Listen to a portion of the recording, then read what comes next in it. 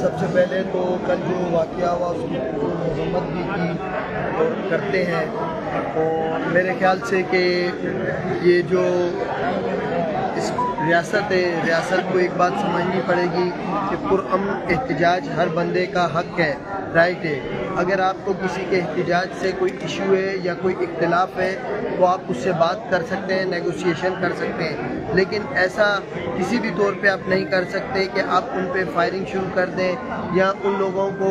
جو ان سے وہاں پہ لاٹھی چارج کر دیں، ہراس کریں، ان کو ڈرائیں، ان کو وہاں سے بھگانے کی کوشش کریں۔ اس کا رزلٹ کیا نکلا؟ اس کا رزلٹ یہ نکلا کہ پورے مورو شہر کے حالات خراب ہو گئے، وہاں پہ جھڑپیں بڑھ گئی پولیس کے اور گورنمنٹ کے اور دیگر لوگوں کے درمیان۔ تو اس سب کی ہم پرزور مذمت کرتے ہیں، اور میں رابطے میں ہوں، وہاں پہ ہمارے دوست موجود ہیں، قادر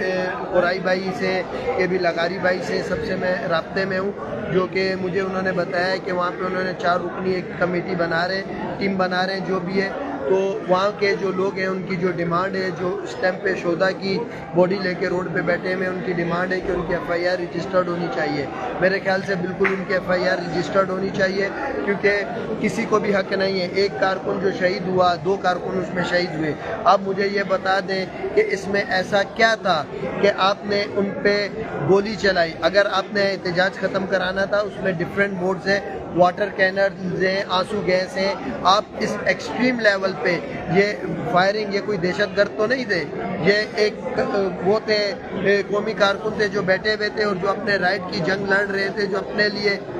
جو اپنے حقوق کی بات کر رہے تھے۔ تو اس صورتحال میں میرے خیال سے اس ساری صورتحال کی ہم پرزور مذمت کرتے ہیں، اور ہم ان تمام شہداء اور ان کی فیملی کے ساتھ کھڑے ہوئے ہیں، اور انشاءاللہ تعالی جو ان کی ڈیمانڈ ہے کہ ان کی FIR رجسٹرڈ ہو، اور وہ انشاءاللہ ضرور رجسٹرڈ ہوگی۔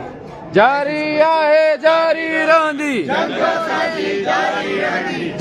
ہے جاری رہندی، جنگ اساں جی جاری رہندی، جیسی مارا ماری رہندی۔ قاتل